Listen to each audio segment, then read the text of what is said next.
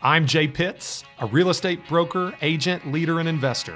For the last decade, I've navigated the craziest of real estate markets this country has ever seen, selling over 2,000 homes, moving in and out of markets, always ahead of the curve. And now I'm bringing that perspective to you. This is your resource, and Real Talk About Real Estate starts right now.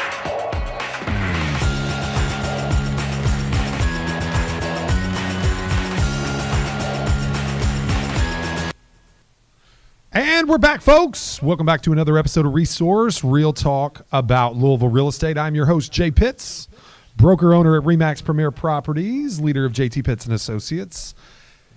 And today I'm going to be a little bit, lovingly direct, blunt, not really sure how to put it. It occurs to me that at any one moment in the marketplace, there is a specific need for the moment. And that's what we're going to get into today. The most timely piece of advice as a buyer or selling agent in the city of Louisville, in the residential space that you could possibly hear. I'm going to give it to you today. But before that, let's take care of the show opening process, which that'll make a little more sense a little bit later on today. The show opening process, or as I say most weeks, let's pay the bills, is really just how I let you know how you can find this podcast. We're not sure how you stumbled upon it the first time, or if it was referred to you or a link was sent, but we want to make sure you know how to engage with our content. That would be under any of our social channels. You can find us on Facebook, the Facebook page for the podcast, facebook.com/theresourcepodcast.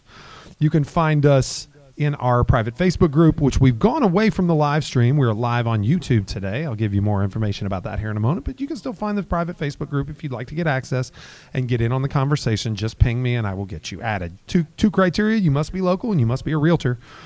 These are real estate agent only conversations.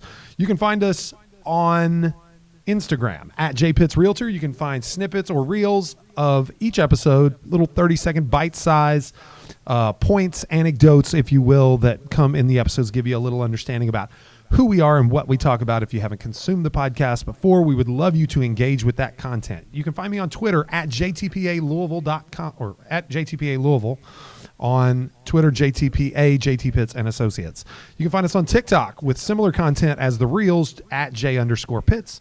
And like I said, live on YouTube.com/JPittsRealtor. It's also the home for all of our video content. You can find each and every one of the videos that we produce there. Lots of different criteria, ideas for real estate agents, some of the properties we represent, some of the good stuff, some of the agents that we have working for us and what's so great about them.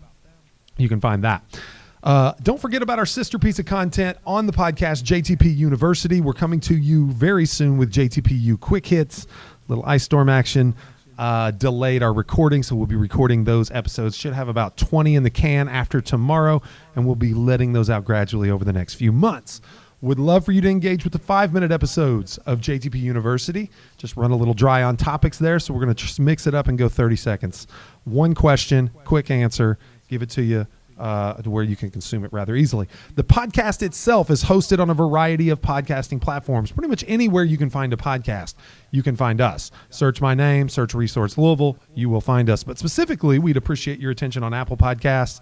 Give us a like, give us a follow, give us a 5-star review. We would love that because your review, your engagement helps the algorithm to serve the podcast as a likely piece of content that each consumer would appreciate seeing. More people see us, more people listen. We'd love to hear it.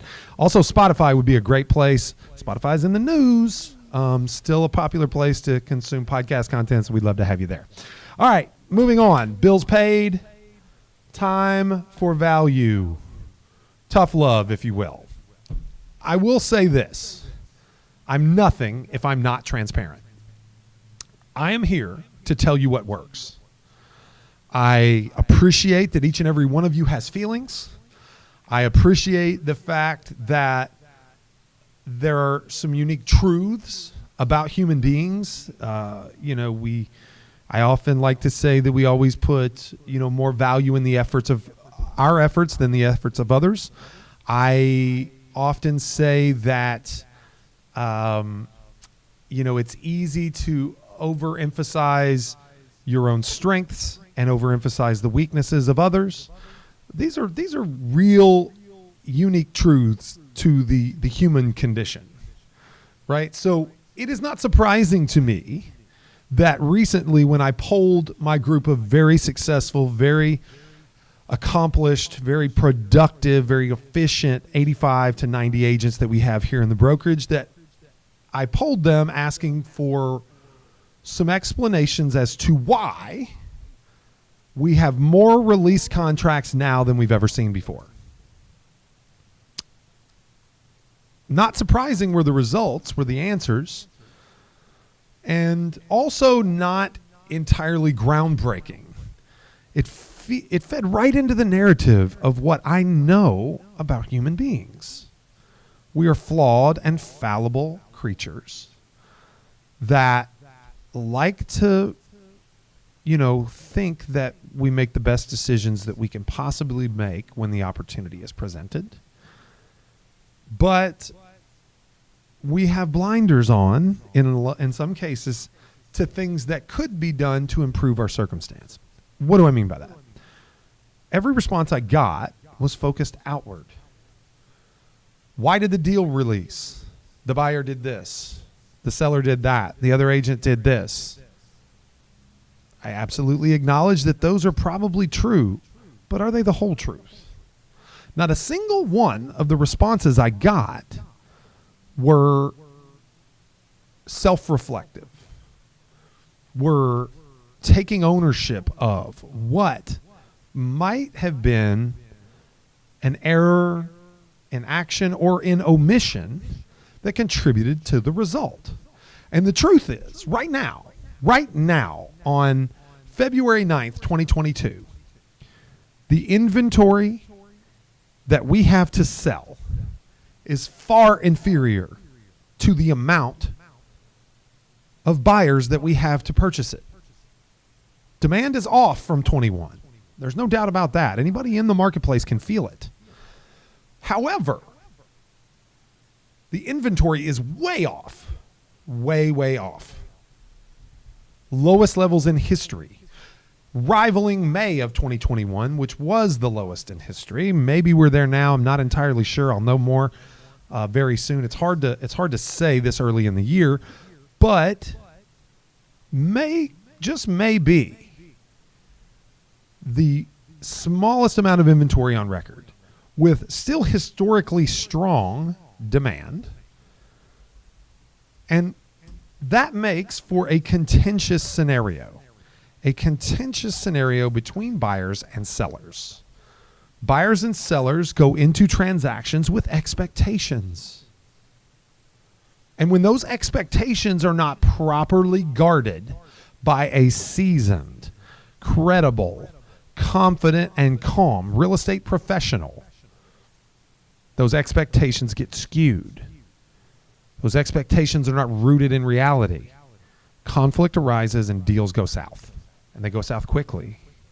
So what I'm here to talk to you about today is the 4 absolutely necessary processes.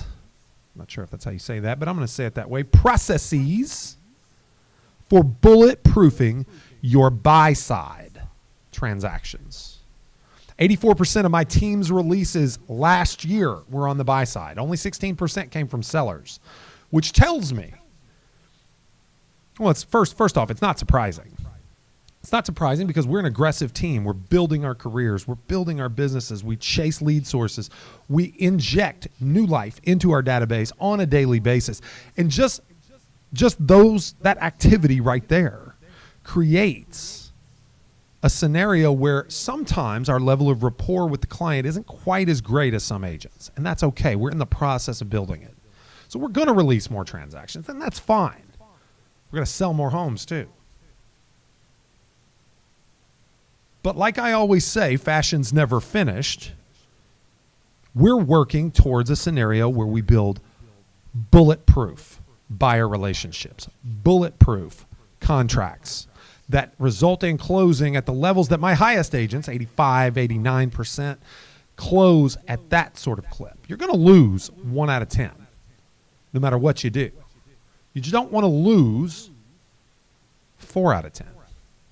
That's spinning your wheels. So we're going to talk about today the 4 things that you can do to bulletproof your buy-side representation, your buy-side contracts. But it starts with taking ownership and knowing that there was something, whether you see it or not, no matter how outlandish the situation, no matter how crazy the client was or the other side of the transaction, no matter how bad the home inspection report was, no matter how ill-equipped the other agent on the other side of the transaction was, there was something, whether you saw it or not, there was something that you could have done to make it more likely to achieve the outcome your client was looking for, which was a closed transaction, whether you see it or not. There was something. So let's dive in. Number 1, not enough agents do buyer consultations these days. Not enough agents do them. A lot more of you should be spending time doing buyer consultations. Now, does that look like what we used to talk about, where you didn't go on a showing unless you could get them into the office and sit down and go over the buying process before you spun your wheels to go show properties? It's not what I'm talking about. The market will not bear it today. The market will not allow for it. You may get your referral clients to do it, but genuinely, they don't want to do it as much as you'd like them to either. The core reason to do a buy-side consultation is to cement yourself as the center of their purchase transaction. You, their agent. Now, we understand that the client's interest is the property early on. That is what motivates them to come from a maybe to a let's go. They decide on the process before they decide on the agent. The property does that. No matter how good you look, they don't like you.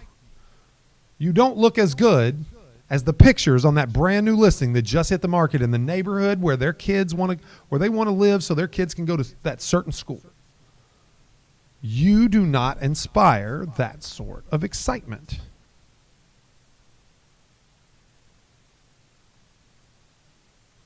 You can, however, help shield them from the fear and anxiety that's keeping them from getting what they want. But when, and only when, you become the center of that transaction. The buyer consult makes it infinitely easier to cement that title for yourself. So you may be asking, Jay, what do I do in the buyer consultation, or how do I even get it? Well, the first thing is you ask for it. Knowing when to ask for it would be helpful. So let's take, for example, you get a Zillow lead, you go do a showing, you have a good rapport. It's not the one for them, and as is the case 99% of the time, it's not the one for them, but you might be the agent for them.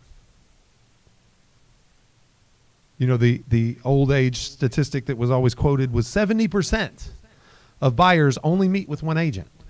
So let's assume for a moment that that's accurate. I don't know if it is or not. Kind of feels like it might be. 7 out of 10, as long as you don't mess it up, you're going to be their agent. But that does not have any impact on how you built the relationship. Getting them to commit to you is only part of it. Getting them to commit to the process of buying a home with you and following your advice and acting in a way that will help them be successful, getting out of their own way, that is the remainder of the point. I love getting clients to commit to me. It's great. But I don't need them as a client if they're not going to transact in a way that will allow me to help them. The buyer consult's all about that. The house is no longer the draw, you are. Them making a second choice in the case of our Zillow lead that goes to a showing that goes well, that you ask for a buyer consultation, sit down and discuss the process. That second decision to meet with you again increases your chances of success infinitely. It increases your chances of exclusivity exponentially. By exclusivity, I mean they're not going to be calling other agents' signs to see properties. You are becoming their agent. If they agree to that, there's a high percentage chance you are their agent.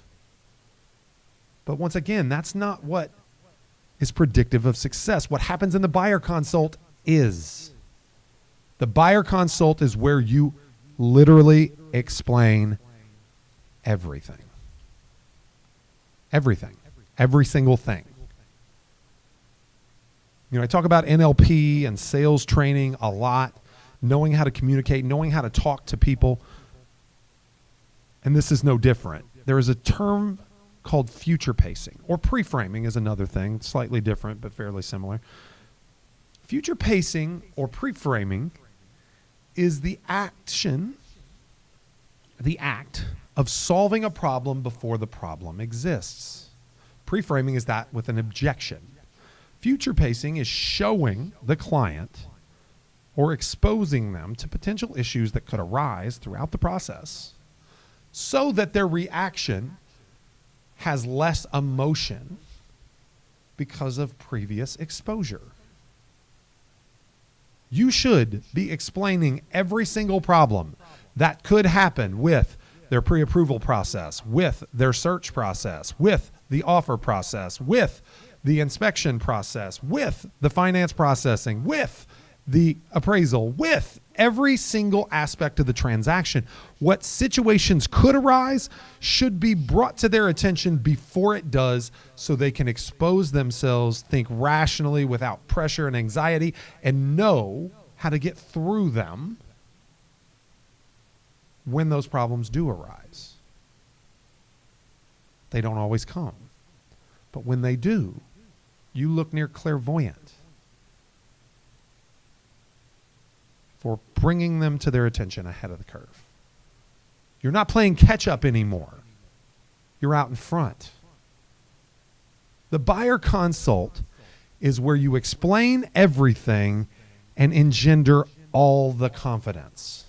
They need to come away from that being sold on nothing more than you. You are what they are sold on the most.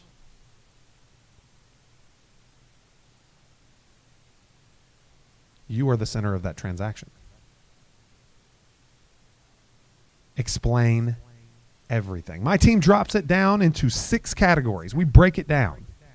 6 categories. We have a bound book that we hand out. Do they read it? No. They remember that you gave it to them. And they remember that you addressed the most likely pitfalls, generally or specifically. And when they come and you usher them through the solution, they're ready to receive it from you. They're ready to lay their future at your feet and allow you to usher them through a difficult and anxious process. The future pacing in and of itself simply gets them used to the fact that there is a solution for any problem that exists. The problem is not unique. In fact, it's quite generic. It's quite general. It's quite common. Common problems can be solved. Unique problems seem like there is no solution. But when you're the one who's literally seen everything before it happened, the buyer is capable of issuing you enough confidence and allowing you to solve the problem for them. What do I do if I've never encountered the problem, you might ask? Well, this is where aligning yourself with an office, with a mentor, with a team, with a broker that has these types of conversations with you. This podcast, I don't care if you quote me, even if you're not an agent here. well, I listened to this podcast about real estate. This guy's really smart and good looking and not at all annoying. And he says that what we should do is this. I'm just kidding. You probably shouldn't do that. But you can join a brokerage like this, even if it isn't this one, and sit in the meeting like I had with my agents today, where where I looked them in the eyes and with all sincerity and honesty told them that you are part of the problem, even if you don't realize it. And the way out is exactly what I told you a few weeks ago. It's through experience or education. Today we're doing education. Open your mind to the thought that you could be the problem. Look for the solution and then future pace it for every single one of your clients. Don't play from behind. Catch up is never fun. Get out in front. Leaders lead from the front. Moving on. Second process, beyond the buyer consultation, we're going to take this in order of how you progress through the buying process, the showing. After you do you may have done a showing before. That's how you got the consult. Don't sleep on the consult. Get it done. Have the consult at the kitchen table of the first showing. I don't care. On the hood of your car after you leave the first showing. I don't care. Have the conversation where you explain everything. Whip the buyer book out of your briefcase and go over it on the tailgate of your truck. Go around the corner to Starbucks, sit down and do it. And when you move on to that next showing process, let them understand that it is a process. The word process presumes experience. You don't have a process for something you've never done before. You don't have a process for something that's not worth doing. You have a process for something that is hard, valuable, worth investing your time, energy, and effort in. Just speaking and the words you choose will tell the client that, well, like I said in number one, that you are the center of this transaction. Trust me, the other agents they've spoken to don't discuss the 6-step buying process. The home inspection procedure.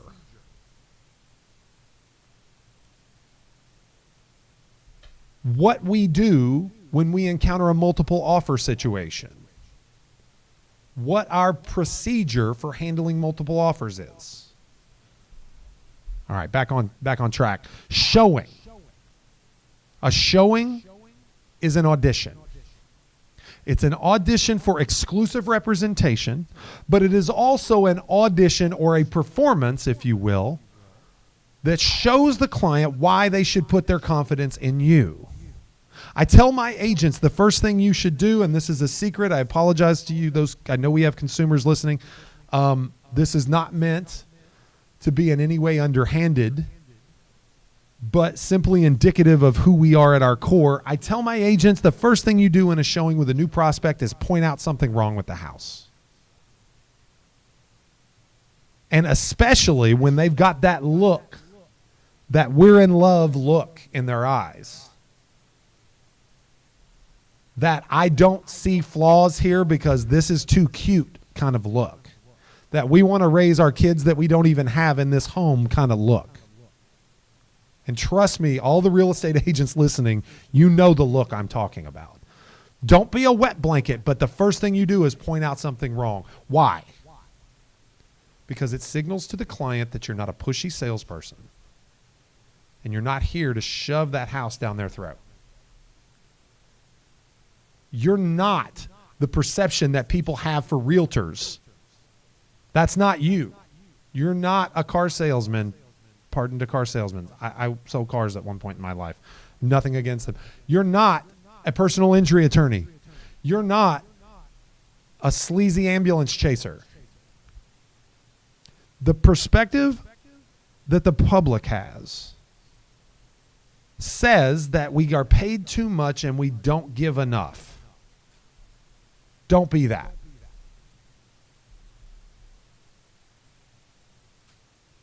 Don't be that agent. Don't be the agent that's overpaid and underperforms.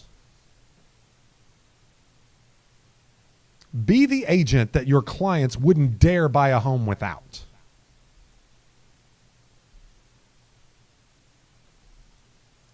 That's what having a process does for you. Builds confidence in the showing. That's your performance. Educate them. Do you know how a furnace works? Do you know how a trench waterproofing system works? Do you know what makes a foundation crack dangerous and what is merely a shrinkage crack? Do you understand whether cracks in the mortar on a brick are substantial? Do you know what it looks like when a gutter is functioning improperly? Do you know the biggest issues that a home has?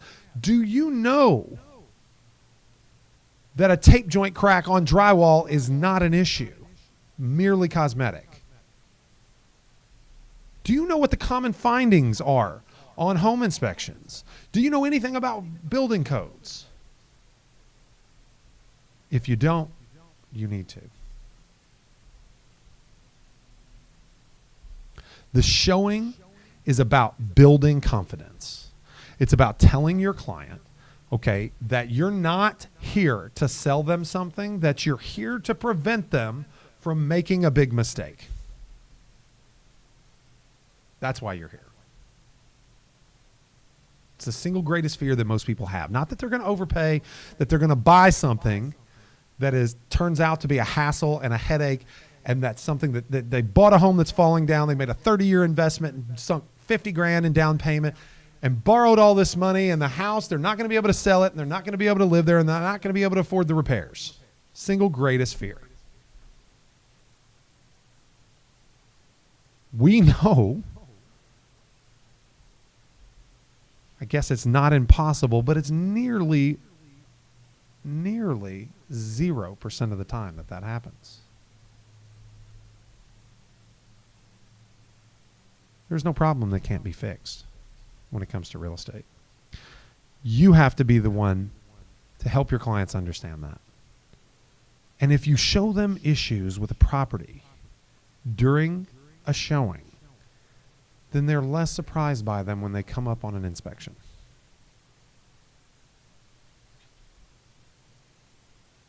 They're more likely to be able to adjust and deal and negotiate. And I'm not suggesting that you shouldn't get something for the things that you are surprised by. But the better prepared your client is, the more context they have, the better off everyone will be. The more happy they are, the more likely to refer you they are. It's about building confidence. The showing process is your audition. Interject your social proof. The home you sold around the corner, the value appreciation for the area based on the home you sold a client of yours 24 months ago in this neighborhood. And we're starting to see a pattern here. It's all about communication. It's all about having a process. It's the way you convey that process. It's about solving problems before they come up. It's about leading from the front. It's about showing past success. These are all little things that are seemingly insignificant, but they make the difference between the agents that are the best and the agents that don't make it. Number 3, the offer process.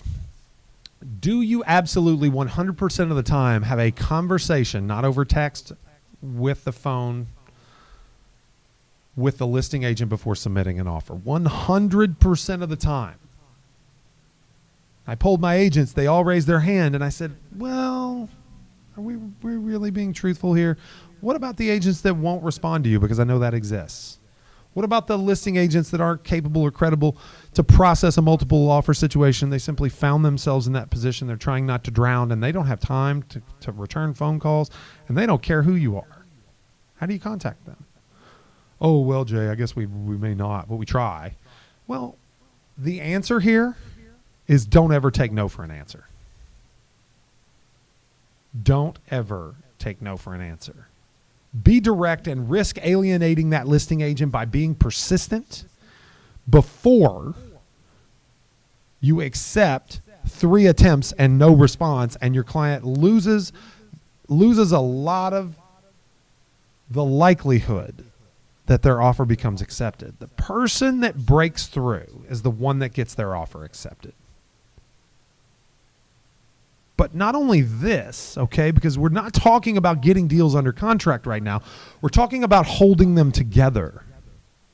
I'm here to tell you that you should share what you're going to do to pursue that acceptance with your client, because the more they know the effort it took for you to secure the property for them, the more committed they are, the more confident they are, the more willing they are to listen to your advice in the future, and the easier it will be to get them to move out of their own way and stay in a transaction that should go to closing. Listen, this whole episode acknowledges the fact that some deals shouldn't close. But the majority, the vast majority, if I dare say, the vast majority of transactions should close and don't. And they don't because the agent was not capable of helping the buyer get out of their own way. I told you that 84% of our releases were on buy-side transactions. Sellers find a way to close. The offer process starts at discussing the offer with the other agent, understanding what moves the needle. Okay, future pacing problems that you may have in the transaction, issues that you might have defined or identified in the showing.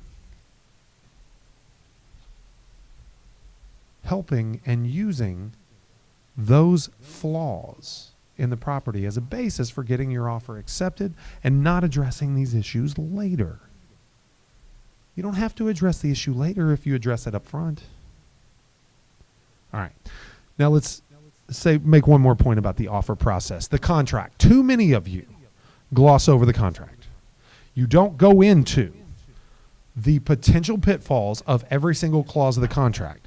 The financing, the earnest money, the inspection, the request after the inspection, the appraisal, the home warranty, the closing, who gets to select it, when is it? Are you being specific? You're bouncing from property to property, showing, writing multiple offers in a day, sending it to your client for electronic signatures. It is a sterile process. The signing of the offer should be ceremonious. When you plan to win, you win more often. When you plan to keep your deals together, they stay together more often. There is absolutely no other way to look at it. When you consider the fact that the greater your level of experience in terms of years, the fewer transactions you have, and it holds true time and time and time again. And I have nothing against new to the industry agents. And I have no way other than education to manufacture experience for our agents here. So I implore you, listen and learn and do what the more experienced agents do, and you will hold more of your deals together, and you will be a more experienced agent before you know it. Experienced agents go over the contract, line by line. Every clause has a potential pitfall, and that pitfall is discussed. I go over it twice. I go over it when I'm filling it out and when they're signing it. I'm on the phone or in person with them for both.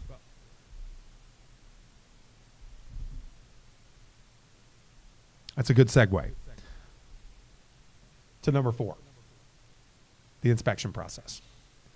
We lose more transactions due to inspections than any other clause of the contract, so you absolutely must have an ironclad, bulletproof inspection process.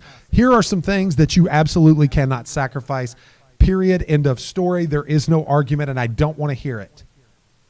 You must be present for the inspection. Not the whole thing, but at least the last 30 minutes where the inspector conveys the results of the inspection to your client in your presence, and both parties are able to ask questions and have discourse about the issues. Your client receiving the home inspection because they weren't there and you weren't there, blindside, 10 p.m. at night, 60 pages and 800 problems, is a recipe for release regardless of how nice the house is. A home inspector's job is to find flaws. They literally must justify their existence by finding things wrong. But they're not inherently deal killers. They want people to buy homes. They don't want that reputation. You set yourself up for failure when you don't show up, when you allow your client not to show up. A conversation had surrounding results of an inspection between inspector, agent, and client, and not just client, but all clients. The wife can't stay at home, or the husband can't stay at home when the other spouse is there, or whatever circumstance you may find yourself in. If there are multiple buyers, dad must be there. If dad reads the inspection after the fact for baby girl buying her first home, and he doesn't like the results, and he wasn't there to hear the inspector say with his own mouth that this is what I see on 9 out of 10 inspections, that deal's dead. And failure to prepare is preparing for failure. It's that simple. You must be there.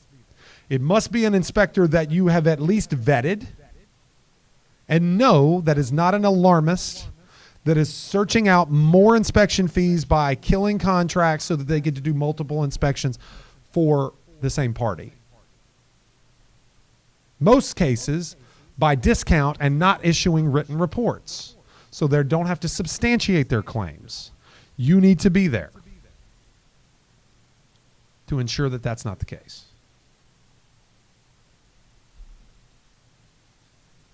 You also need to arrive before your client. And here's why. Do you want to find out the big problem with the inspection report results the same time your client does? Run the risk of having this reaction. No, you don't. You're cooler than the other side of the pillow, right? You've been here. We've done this. We've just done a consult, a showing process, an offer process, and now an inspection process. And you've illustrated to your client that you are the steady hand of this transaction. And all of a sudden you get slapped upside the face with a surprise that you can't conceal your worry. That deal's dead. That deal is dead. But if you're the steady hand and you know what's coming, you've already thought about the questions you're going to ask the inspector to get them to elaborate. You've already been down that path. And when your client looks at you like, what does he think? And sees confidence, they see solutions, they see action. That's what they need to feel like this is not an insurmountable problem. Now, it may prove to be one, but you need them to at least entertain the idea that there is a viable solution. Otherwise, what's the point?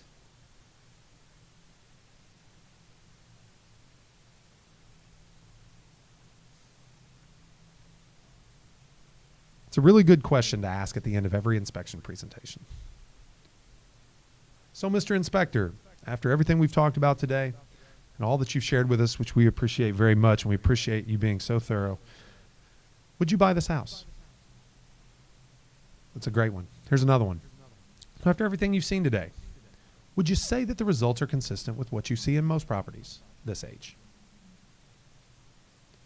So, would you say that all the findings are pretty typical of homes in this area?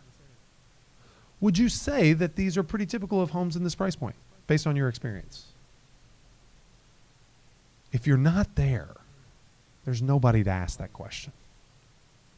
And the home inspector's job is to find things and not get sued for missing things. They don't want to be the wet blanket, but they don't want to get sued, and they don't want to be out of business either.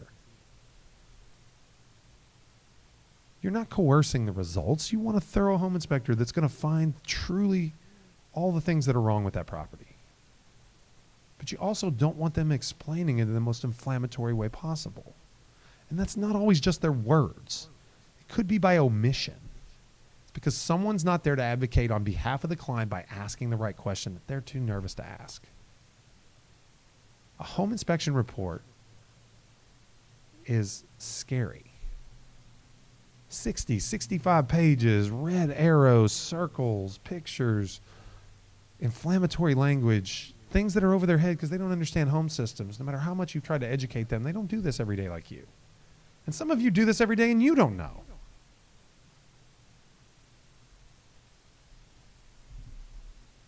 The truth is, you are the one who is at the center of the transaction, that protects them, that softens that anxiety, allowing them to get out of their own way and make the decision to get everything that they ever wanted. Homeownership is not cost-free. Most of the homes we sell are not brand new. They don't come with a warranty, and even if they do, that's a limited warranty. You spend money when you own a home. You do it for the pride of ownership, for the investment,